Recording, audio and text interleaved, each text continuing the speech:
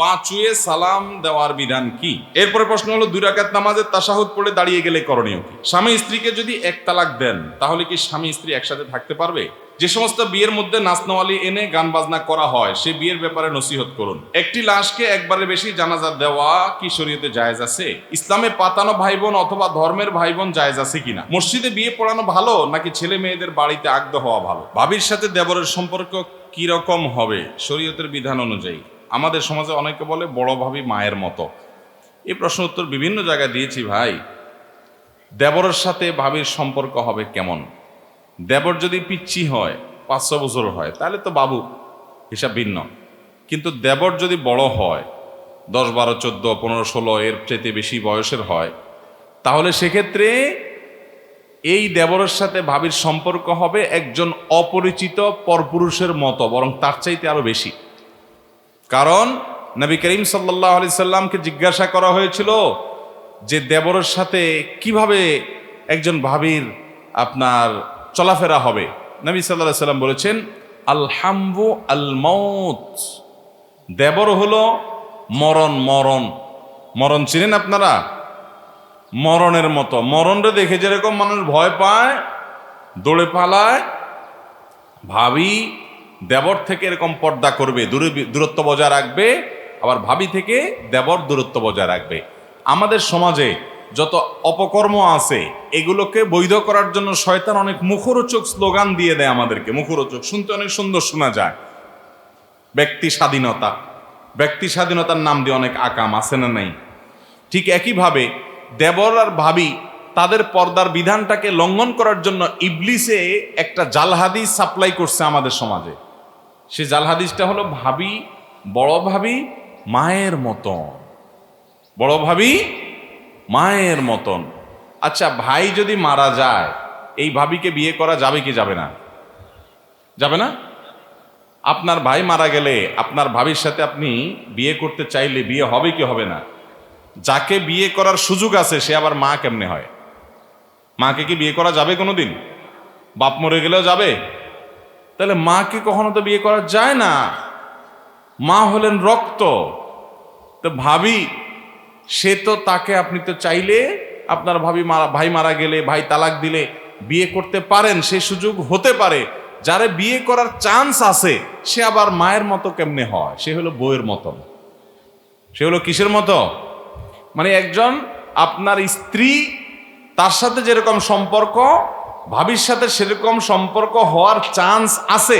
এই জন্য এখানে ফিতনা অনেক বেশি হতে পারে। আমাদের দেশে দেবর ভাবি খুনসুটি।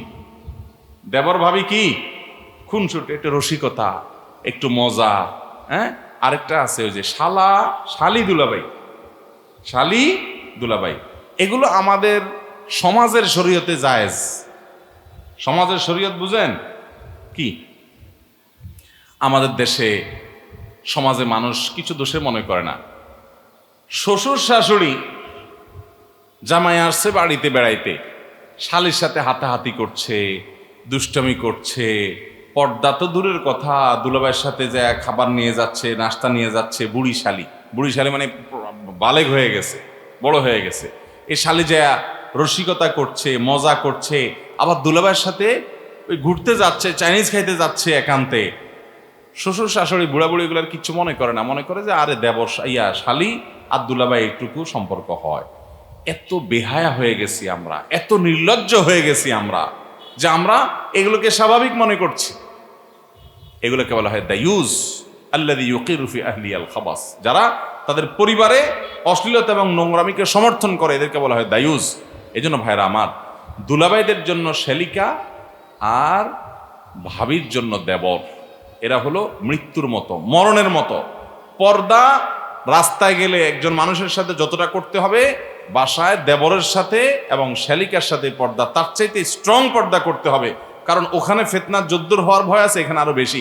আমার দেশে অনেক মহিলা আছে বাহিরে বোরকা পরেন, হাত মোজা পা মোজা পরেন, কিন্তু বাসা আসলে দেবরের ভাত বেড়ে দেন। আছে না নাই? দেবরের সাথে দেখা সাক্ষাৎ করেন, পর্দা পশিদা করেন না। মুরব্বীরা যারা, আপনারা এগুলোকে সমর্থন করেন। বরং অনেক মুরব্বীরা আছে ওই বৌমাকে বাধ্য করে যে তোমার দেবরের জামাটা ধুয়ে দাও, দেবরের ভাতটা বেড়ে দাও, হ্যাঁ দেবরে নাস্তাটা দাও, পানিটা আগায় দাও, এগুলোকে আরো বরং অনেক শ্বশুর শাশুড়ি আছে নির্দেশ করে। এই শ্বশুর শাশুড়ি তারা শরীয়তের বিধান জানে না, যে নিজেরা হারাম করছেন, হারাম করতে সহযোগিতা করছেন। একইভাবে ওই যে শ্বশুরবাড়ির কথা বলছি পুরুষ মানুষের জন্য, যে সে তার শালিকের সাথে ইয়ারকি ফাজলামি করে, মুরব্বীরা সেটাকে মনে করে না এটা হবে, দুলাভাই শালি এতটুকু হয়। খবরদার, অন্য জায়গার থেকে এখানে পর্দা আরো বেশি করতে হবে। শরীয়তের বিধান না মানার কারণে কয়দিন পরে দেখা যায় যে ওই ভাবির হাত ধরে দেওয়ার পালায় গেছে। ঘটে কি ঘটে না? সবাই তো আর পালায় না, অনেকে তলে তলে গুনাহে লিপ্ত হয়, অনেকে পালায় যায়। হয়তো দুই একজনকে আল্লাহ তাআলা গুনাহ থেকে হেফাজত রাখেন, কিন্তু মনের গুনাহ, মনের জেনা, চোখের জেনা, সেটা থেকে তো বাঁচার কোনো উপায় নাই। অতএব মুরব্বীরা, বাবারা ভালো করে শুনে রাখেন, পরিবারে পর্দার বিধানটা খুব ভালো করে মানবেন। অনেক মুরব্বী চাচা আছেন, এই লম্বা দাড়ি, মাথায় সেজদা করতে করতে কপালে দাগ পড়ে গেছে, মাগার বৌমাকে নিজের ছেলের সাথে পর্দা না করতে বাধ্য করে। খুব গুনাহের কথা। এই সমস্ত মুরব্বীদেরকে বলা হয়, বুড়াদেরকে বলা হয় দায়ুস। এরা জান্নাতে যাবে না যারা তাদের পরিবারের বেপর্দাকে সমর্থন করে। অতএব আমাদের পরিবারের মহিলাদেরকে, পুরুষদেরকে আমরা পর্দা করতে সাহায্য করবো তো ইনশাআল্লাহ। যৌথ পরিবারে ভাবি আর দেওয়ার পর্দা কিভাবে করবে, সেটা উত্তর হলো যে যৌথ পরিবার যদি হয় এমন ভাবে পর্দা লাগায় দিবে, বেড়া দিবে, ওয়াল দিবে, যে ভাবি যেখানে চলাচল করবে দেবর সেখানে যাবে না। যদি ওইদিকে যাইতে হয় অনুমতি নিয়ে যাবে, একটু আসতেছি ভাবি, তাহলে ভাবি একটু সরে যাবে, তারপর তিনি যাবেন। আবার ভাবি যদি সামনের দিকে আসতে হয় তো অনুমতি নিয়ে আসবেন, পর্দা করে আসবেন এবং বোরকা পরে আসবেন, অথবা ঢেকে ঢুকে আসবেন। এক কথায় পর্দা মেনটেন করবেন। চেষ্টা করলে যৌথ পরিবারও পর্দা করা সম্ভব। আর যদি নিয়ত না থাকে, সদিচ্ছা না থাকে, তো অনেক বড় বড় বিল্ডিং এর মধ্যে দু চারজন থাকলেও পর্দা করা যায় না। এটা হলো ইচ্ছার ব্যাপার। কেউ যদি ইচ্ছা করে ওই সামান্য সামর্থ্যের মধ্যেও পর্দা করা যায়। আল্লাহ আমাদেরকে তৌফিক দান করুন। যৌথ পরিবারে আমরা ছেলেবেলায় দেখেছি এই সমাজের সৌন্দর্যগুলো সব ধ্বংস করে ফেলছে শয়তান এবং শয়তানের চক্ররা। আমাদের ঈমান দুর্বল হয়ে গেছে, আমরা সেগুলো হারিয়ে ফেলছি। দেখা যেত যে কয়েকটা ঘর আছে বা একটা ঘরে যৌথ পরিবারে ভাবি আছে, বোন আছে, মাহরাম, গায়রে মাহরাম অনেকে আছেন। তো সেখানে পুরুষরা বাহির থেকে আসলে গলা পরিষ্কার করে সালাম দিয়ে আসতো, আসসালামু আলাইকুম। এরপরে গলা পরিষ্কার করতো, আওয়াজ দিত, যে আওয়াজ দেখে মহিলারা সাইড হয়ে যেত, বুঝতো যে একজন গায়রে মাহরাম পুরুষ আছে। এখন আছে এগুলা? পারলে আরো সামনে বসে বসে আড্ডা মারে, এবং ওই আড্ডা মারার পরিণতিও ভোগ করছে। ঘরে ঘরে জেনা, ঘরে ঘরে সংসারে অশান্তি, সংসার ভেঙে যাচ্ছে, পরকীয়া হচ্ছে, ভুল বোঝাবুঝি হচ্ছে। পরকীয়ার যে মহামারী গোটা সমাজে ছেয়ে গেছে, এর একমাত্র কারণ হলো বেপরদিগি, আর কিচ্ছু না। আল্লাহ তাআলা আমাদেরকে বেঁচে থাকার তৌফিক দান করুন। এরপরে প্রশ্ন হলো, আমি ফরজ নামাজের শেষ বৈঠকে তাশাহুদ না পড়ে অন্য সূরা পড়ে ফেলেছি, এক্ষেত্রে আমার করণীয় কি? আপনি শেষে সিজদা সাহু দিবেন, নামাজ হয়ে যাবে ইনশাআল্লাহ।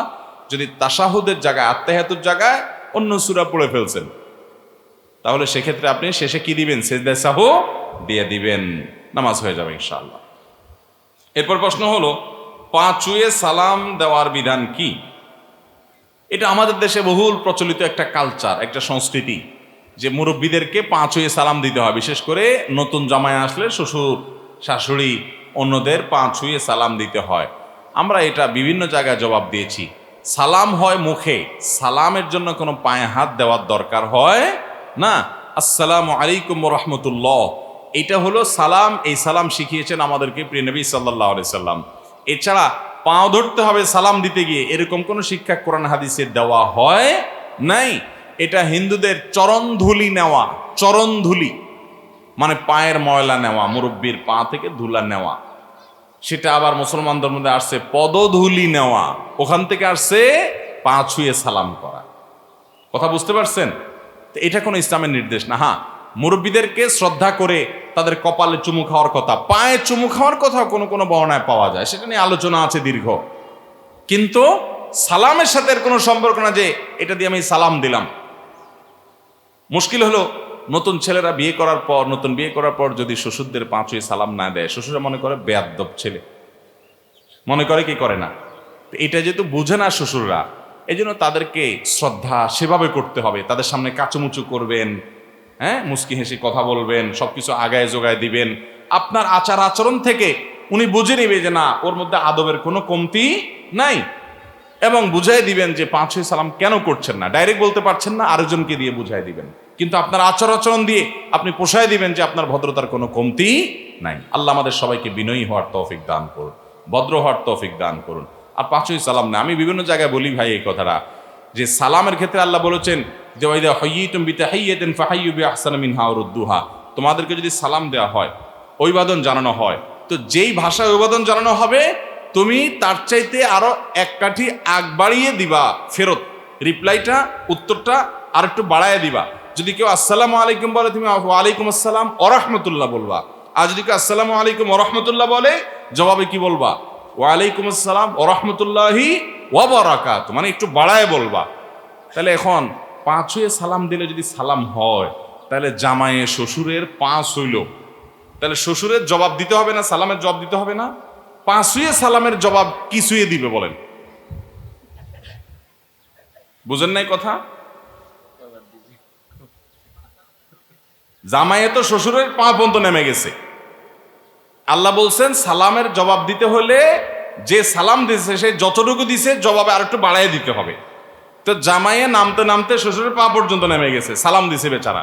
এবার শ্বশুরের জবাব দিতে গেলে পায়ের থেকে আরো নিচে নেমে জবাব দিতে হবে। এবার জামাইয়ের কি ধরবে শ্বশুর? হ্যাঁ, কি ধরবে? ও 5 জড়াই ধরবে বুকের সাথে।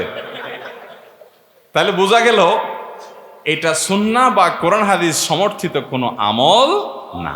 মুরব্বীরা যারা এটা নিয়ে মনে কষ্ট পান, তারা আপনাদের এই ভুলটা শুধরায় নেন, মনে কষ্ট পাওয়ার কিছু না। সালাম হবে মুখে, ছেলে ভদ্র, এটা আচরণ দ্বারা বোঝা যাবে। কত ছেলে বিয়ের সময় শ্বশুরের 5 শুয়ে সালাম করতে করতে করতে শেষ, এরপর আপনার মায়েরা নিয়ে চুড়ে, আছে না নাই? তাহলে এই 5 শুয়ে সালাম দিলে ছেলে ভদ্র, আর নাহলে ছেলে বেদ্দপ, এত সহজ হিসাব নিকাশ করা যাবে। আমরা সুন্নত মেনে চলবো। নবীজি আমাদেরকে সালাম শিখেছেন না শিখান নাই? কিভাবে সালাম শিখিয়েছেন? মুখে সালাম। সালাম কখনো পা ধরে হয় না, কিছু ধরাধরির কাজ দরকার নেই, এটা মুখে সালাম দিবেন। আচ্ছা, এরপরে প্রশ্ন হলো 2 রাকাত নামাজের তাশাহুদ পড়ে দাঁড়িয়ে গেলে করণীয় কি? এই ভুলটা আমাদের প্রায় হয়। ধরেন আপনি ফজরের 2 রাকাত সুন্নত পড়তেছেন, সুন্নত পড়লে 2 রাকাত সুন্নত, অতএব দ্বিতীয় রাকাতে আপনি সালাম ফিরে ফেলবেন, তাশাহুদের পরে দুরূদ পড়বেন, দোয়া মাসুরা পড়বেন, পরে সালাম ফিরে নামাজ শেষ করবেন, তাই না?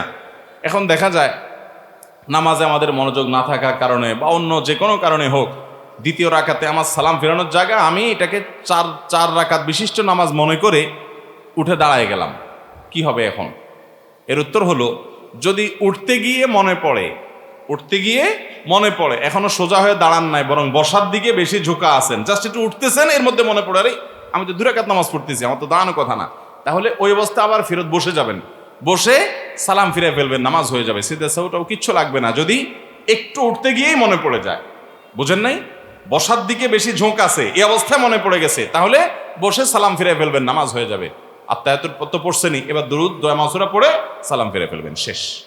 কিন্তু উঠে গেছেন প্রায় দাঁড়ানোর দিকে বেশি, পিঠটা বেশিরভাগ সোজা হয়ে গেছে, এখন দাঁড়ানোর দিকে আপনি বেশি চলে গেছেন, বসা থেকে দূরে চলে গেছেন, এরকম অবস্থা যদি মনে পড়ে, তাহলে সেক্ষেত্রে আপনি বসে সেজদায় সাহু দিবেন, সেজদায় সাহু দিয়ে কি করবেন? নামাজ শেষ করবেন। আর যদি একেবারে ফুল দাঁড়ায় গেছেন, অনেক সময় দেখা যায় আরেক রাকাতও পড়ে ফেলছেন, এরপরে মনে হয়েছে, তাহলে সেক্ষেত্রে তার সাথে আরো 1 রাকাত পড়ে মোট 4 রাকাত করবেন, করে শেষে সেজদায় সাহু দিয়ে দিবেন, তাহলে কি হয়ে যাবে? নামাজ হয়ে যাবে। তাহলে 3টা সিস্টেম হলো। এক হলো বসা থেকে একটু উঠতে গিয়ে মনে পড়ছে, তাহলে বসে ওই যে দোয়া মাসুরা দুরূদ পড়ে সালাম ফিরে ফেলবেন। আর একটা হলো উঠার দিকে বেশিরভাগ চলে গেছেন, উঠার দিকে বেশিরভাগ উঠে গেছেন, তাহলে 2 রাকাত ফরজ নামাজ যদি হয়, যেমন ফজরের ফরজ নামাজ 2 রাকাত, এখানে 2 রাকাত পড়াটা ফরজ, তাহলে সেক্ষেত্রে আপনি ওই অবস্থা বসে যাবেন, বসে সালাম ফিরা সিজদা সাহু দিবেন, যেহেতু দাঁড়ানোর দিকে বেশি হয়ে গেছে। কথা কি বুঝাতে পারছি? এভাবে নামাজ হয়ে যাবে ইনশাআল্লাহ তাআলা। স্বামী স্ত্রীকে যদি 1 তালাক দেন, তাহলে কি স্বামী স্ত্রী একসাথে থাকতে পারবে? স্ত্রীকে যদি স্বামী 1টা তালাক দেয়, তাহলে আবার তারা চাইলে সংসার করতে পারবে। যদি ইদ্যতের মধ্যে থাকে, 3 মাসের মধ্যে থাকে, তাহলে শুধু মুখে বললেই হবে তোমাকে প্রত্যাহার করে নিলাম, বা নিয়ত করে নিলেই হবে যে আমি আমার কথা ফেরত নিলাম। স্বামী স্ত্রীর সাথে বসবাস করা শুরু করলেই প্রত্যাহার হয়ে যাবে। কিন্তু তালাক একটা দেওয়া শেষ। জীবনে আরেকবার যদি এরকম দেয়, আরেকবার নেওয়ার সুযোগ থাকবে, আরো একবার যদি দেয় শেষ, আর নেওয়ার সুযোগ থাকবে না। আর যদি এক তালাক দেওয়ার পরে 2, 4, 6 মাস, 8 মাস, 10 মাস, 1 বছর চলে গেছে, তাহলে তো সম্পর্ক শেষ। এখন চাইলে শুধুমাত্র আবার নতুন করে আগ্ধ করলে, বিয়ে পড়ালে একসাথে থাকতে পারবে। আমার দেশে মানুষ তালাক দিতে গিয়ে এমনভাবে তালাক দেয় যে আর নেওয়া যায় না। আপনি যদি এইভাবে তালাক দেন, 10 বছর পরে আবার চাইলে সংসার করতে পারবেন। এমনভাবে তালাক মারে, যারা তালাক দেয় কয়দিন পর পরই মারে, বউরে মারে, বোর 14 গোষ্ঠী সহ তালাক মারে। এগুলো হলো ছোট লোক, অমানুষ, খারাপ মানুষ। ভালো মানুষ কখনো এইভাবে তালাক দেয় না। এটা নাজায়েজ তালাক। তালাকের মধ্যে তালাকুস সুন্নাহ হলো যে যদি বনিবনা নাই হয়, তালাক দিতেই হয়, তাহলে স্ত্রীর সাথে শারীরিক সম্পর্ক হয়েছে যে পবিত্রতায়, ওইখানে তালাক দেওয়া যাবে না। এরপরে মাসিক আসবে, অপেক্ষা করতে হবে, মাসিক শেষ হয়ে পবিত্র হবে, তারপরে শারীরিক কোনো সম্পর্ক হওয়ার আগে তালাক দিতে হবে। এত সময় কেন শরীয়ত অপেক্ষা করতে বলছে? যাতে করে এটা প্রমাণিত হয় যে আপনার তালাকটা হুট করে হয় নাই, ঠান্ডা মাথায় বুঝে শুনে আপনি তালাক দিয়েছেন, এই জন্য এতগুলো সময় নিয়েছেন। শরীয়ত চায় যে হুটহাট করে যেন সংসারগুলো না ভাঙে। আল্লাহ আমাদেরকে তৌফিক দান করুন। আমার 1 বোন 6 ভাই, বোন সবার বড়। আমার বড় বোন পরিবারকে না জানিয়ে বিয়ে করেছে, যার কারণে বাবার মনে কষ্ট। এই সমস্যার কারণে দীর্ঘ 12 বছর বাবা মেয়ের সাথে কোনো সম্পর্ক নাই। বাবা মেয়ের সম্পর্ককে কিভাবে সংযোগ করা যায়, কোরআন হাদিসের আলোকে একটু পরামর্শ দেওয়ার জন্য অনুরোধ করব। যাই হোক, এরকম যদি হয় যে মেয়ে বাবার অমতে বিয়ে করেছেন, হানাফি মাযহাবের আলোকে বিয়ে বিশুদ্ধ হয়ে গেছে প্রাপ্তবয়স্ক মেয়ে হলে, তো এই মাসআলা, এই ফতোয়া পাইয়া অনেক মেয়েরা আছে, অনেক ছেলেরা আছে, পালায় বিয়ে করার জন্য অস্থির হয়ে যায়। আমি বলি ভাই, বিয়েটা তো ইবাদত, এটা তো কোনো চুরি না। পালায়া তো চোর চুরি করে, পালায়া চোরে কি করে? চুরি করে। আরে বিয়ে করবেন বুক ফুলায়া, ডাকডোল পিটায়া, সবাইকে জানায়া সুন্দর করে, কি পালাপালাই করে এদিক থেকে সেদিক চলে যাচ্ছেন, গোপনে করতেছেন। জীবনে একটা বিয়ে করবেন, সেটা ওই পালাপালি করলে কোনো আনন্দ আছে এটাতে? বেকুব, এর মতো নির্বোধ কে আছে? শয়তান বুঝায় এর সাথে সংসার করলে আমার জীবনে শান্তির ফুলগুধারা বয়ে বেড়াবে, শান্তির নহর শুরু হবে। এটা হলো ইবলিসের ধোঁকা। এটা কিসের ধোঁকা? ইবলিসের ধোঁকা। আল্লাহ রাব্বুল আলামিন যেখানে শান্তি দিয়েছেন সেখানে শান্তি হবে। বিধায় নিজে মন গড়া, বিশেষ করে বিবাহের আগে একটা সম্পর্ক করছেন, হালাল ইটিস পিটিস সম্পর্ক করছেন, এরপরে এর হাত ধরে ভালো বাইকে গেছেন, আপনার সংসারে শান্তি হবে আপনি চিন্তা করছেন। কোন বেকুব বলছে আপনাকে? আল্লাহ তাআলা আমাদের যুব সমাজকে হেফাজত থাকার তৌফিক দান করুন। যাই হোক, বাবা মেয়ের সাথে যদি এরকম দূরত্ব সৃষ্টি হয়ে যায়, তাহলে সেক্ষেত্রে অবশ্যই এলাকার মান্যগণ্য যারা আছেন, আলেম ওলামা যারা আছেন, তাদের কর্তব্য যে বাবা এবং মেয়েকে এক করার। কারণ রক্ত সম্পর্ক এটা ছিন্ন করা জায়েজ নাই। বাবাও গুনাহগার, মেয়েও গুনাহগার যদি উভয় পক্ষ দূরত্ব বজায় রাখে। আর যদি এক পক্ষ মিশতে চায়, আরেক পক্ষ দূরত্ব বজায় রাখে, আপনি অভিমান করেন, অভিমান করার অধিকার আছে, কিন্তু এর মানে এই না যে সম্পর্ক ছিন্ন করবেন। আত্মীয়তার সম্পর্ক ছিন্ন করা জায়েজ নাই, এটা হারাম। মনে কষ্ট আছে, সেটা আপনি প্রকাশ করেন, জাহির করেন, শাসন করেন, কিন্তু বিশেষ করে এতদিন যখন হয়ে গেছে, তাহলে সেক্ষেত্রে তাকে এইভাবে দূরে ঠেলে রাখা এবং সম্পর্ক ছিন্ন করা। যদি বাবা নিজে এটা কোনোভাবে মেনে নিতে না চান, তাহলে তিনি গুনাহগার, তাকে বোঝানো উচিত। আমার দেশে মসজিদগুলোতে আমি চাই যে মসজিদের ইমাম সাহেব, খতিব সাহেবরা ফ্যামিলি কাউন্সিলিং করবেন। ফ্যামিলি কাউন্সিলিং করা মসজিদগুলোতে এখন একটা অপরিহার্য আইটেম হওয়া উচিত। কারণ প্রতিটা মসজিদের অধীনে যে ঘরগুলো থাকে, যে বাসাগুলো থাকে, বেশিরভাগ বাসাতেই দেখবেন স্বামী স্ত্রীর মধ্যে কম বেশি ঝামেলা হয়। এই ঝামেলাগুলো যখন চরম পর্যায়ে যায়, ইমাম সাহেবরা তারা মসজিদে এমন সিস্টেম থাকা উচিত যে আন্তরিকভাবে তাদের মধ্যে মধ্যস্থতা করার জন্য উদ্যোগ গ্রহণ করবেন। এবং এই উদ্যোগ গ্রহণটা সমাজে জানাজানি হবে। স্বামীর প্রয়োজন হলে তিনি ডাকবেন, স্ত্রীর প্রয়োজন হলে তিনি ডাকবেন, প্রয়োজনে পরামর্শ চাইবেন। এভাবে উদ্যোগ নেওয়া উচিত, তাহলে ইনশাআল্লাহ সমস্যার সমাধান হওয়া সম্ভব। যে সমস্ত বিয়ের মধ্যে নাচনওয়ালি এনে গান বাজনা করা হয়, সে বিয়ের ব্যাপারে নসিহত করুন। বিয়ের মধ্যে নাচনওয়ালি এনে গান বাজনা করা হয়, এই বিয়ে অভিশপ্ত বিয়ে। এই বিয়েতে কোনোদিন বরকত হবে না, কল্যাণ হবে না।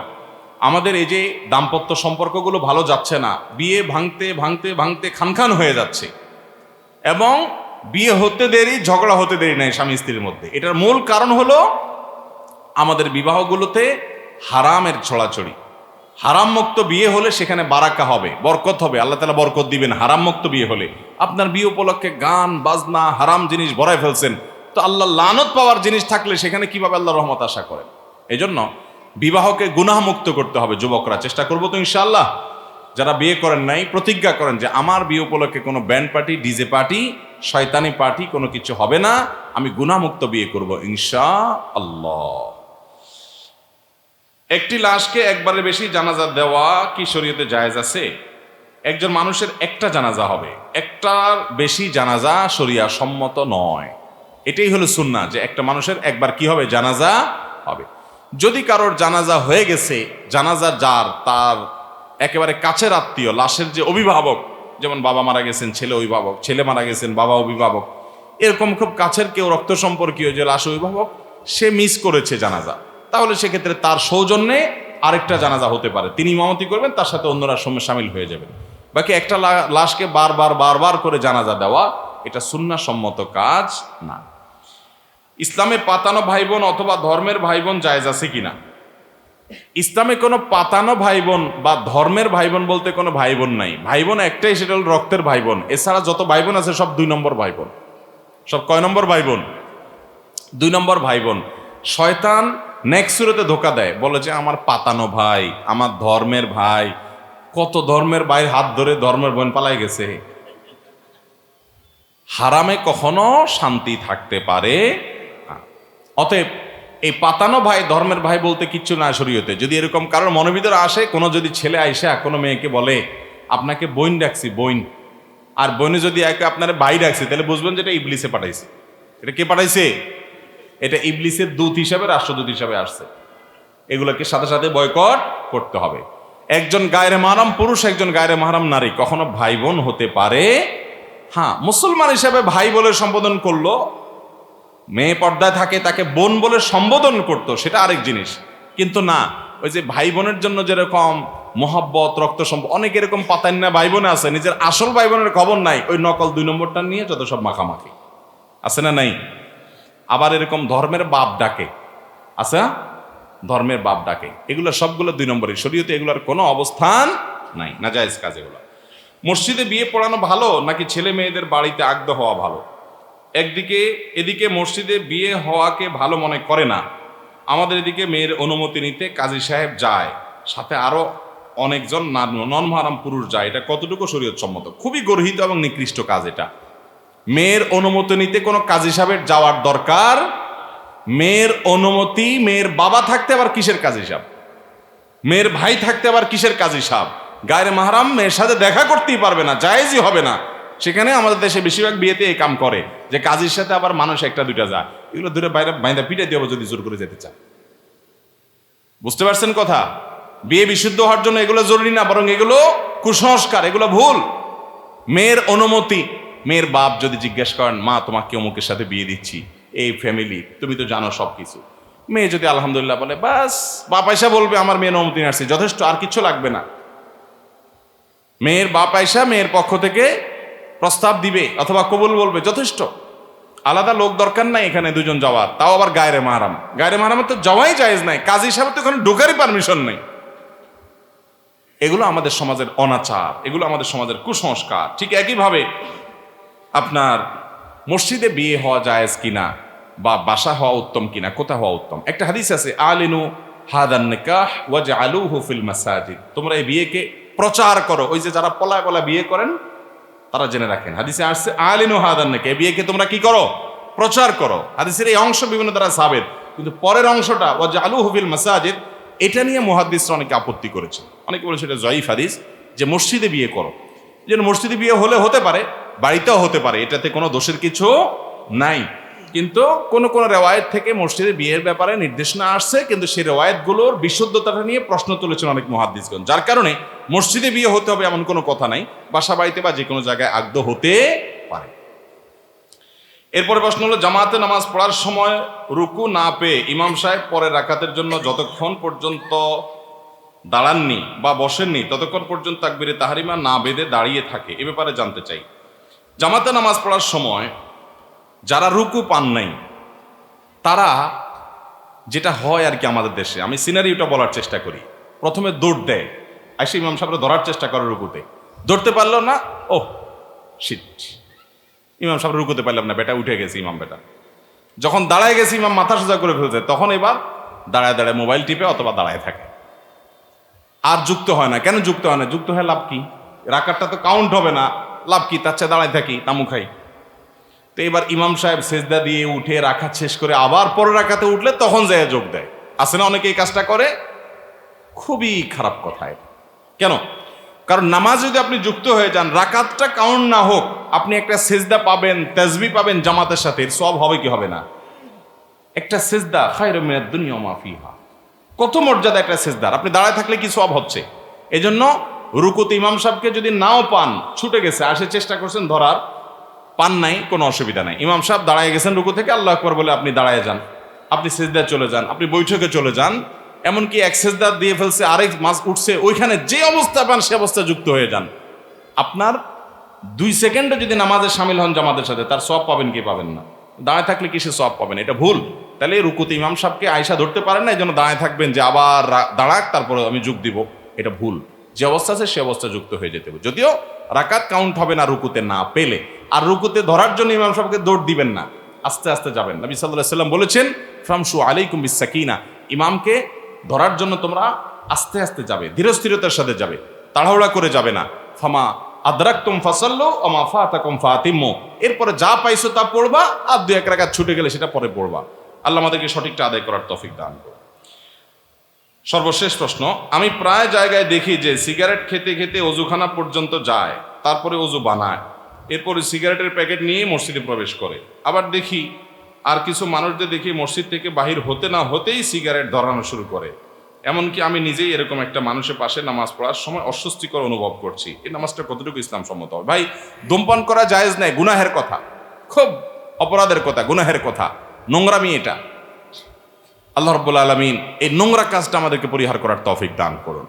যদি কেউ ধূমপান করেন, ওই ব্যক্তি মসজিদে নামাজ পড়তে গেলে তিনি ভালো করে মুখ পরিষ্কার করবেন, দুর্গন্ধ দূর করে তারপরে মসজিদে যাবেন। অবশ্য ধূমপানের কারণে মুখের যে দুর্গন্ধ হয়, নর্দমার দুর্গন্ধটা আর একটু ভালো থাকে ওইটার চাইতে। এটা দুর্গন্ধ দূর করা এত সোজা না। ওইটা দুর্গন্ধ দূর করতে হলে কাঁঠাল খাওয়া ছাড়া কোনো উপায় দেখতেছি না। মালয়েশিয়াতে একটা ফল আছে কাঁঠালের মতো, এমন গন্ধের গন্ধ, মানে গন্ধ বলতে খারাপ গন্ধ না, কিন্তু ফলের যে গ্রান সেটা আর কি, যে ওইটা পুরো পরিবেশকে, ওইটা শুধু খোলাও লাগে না, ওই চামড়ার ভিতরে আছে ফলটা, এমন গন্ধ হয়ে যায়, ভয়াবহ অবস্থা। যাই হোক, তো এইরকম কোনো ফল খাওয়াইতে হবে ওই লোকরে, ধূমপানকারীরে, যে এরপরে যদি মুখের দুর্গন্ধ যায় আর কি। যাই হোক, যেভাবেই হোক, আপনি ব্রাশ করে হোক, পেস্ট দিয়ে হোক, যেভাবে হোক মুখের দুর্গন্ধ দূর করে তারপর মসজিদে যাবেন।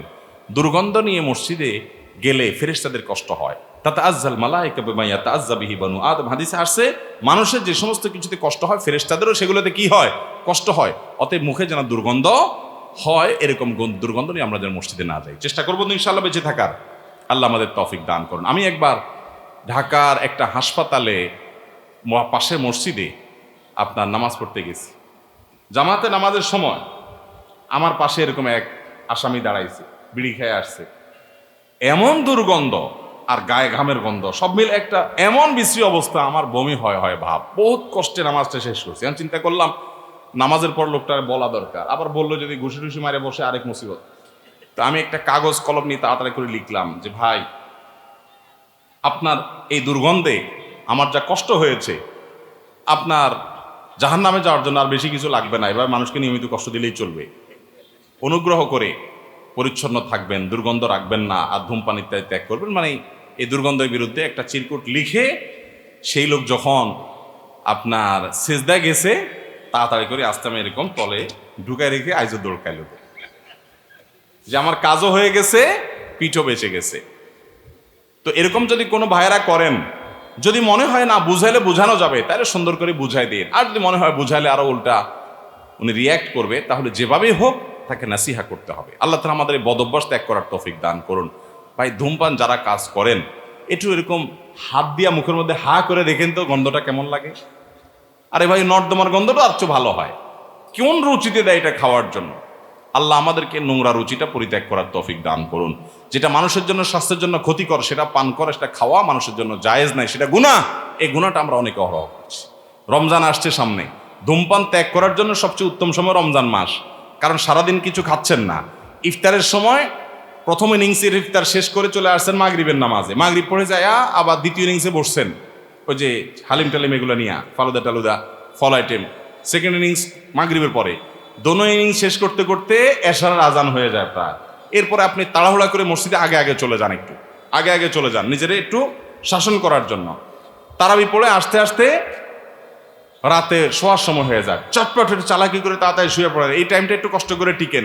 এরপর ঘুম থেকে উঠলে তো সাহারি খাবেন, আবার রোজা শুরু হয়ে যাবে। একটা মাস এক্সারসাইজ করলে ইনশাল্লাহ দেখবেন ধূমপান ত্যাগ করা অনেক সহজ হবে। আমরা অনেকে ধূমপান ত্যাগ করতে মনে করি যে রমজানে কেমনে সম্ভব। রমজানে হিসাব করেন 13 ঘন্টা যদি রোজা হয়, ইফতারিতে 1 ঘন্টা যায় 14 ঘন্টা, তারাবিতে 1 ঘন্টা যদি যায় তাহলে 15 ঘন্টা, আসা যাওয়া মসজিদে আবার আরো 1 ঘন্টা মিলায় ধরেন অজু টজু সহকারে 16 ঘন্টা, সাহারিতে যদি 1 ঘন্টা হয় 17 ঘন্টা, আর 6 ঘন্টা ঘুমান 23 ঘন্টা, শেষ তো।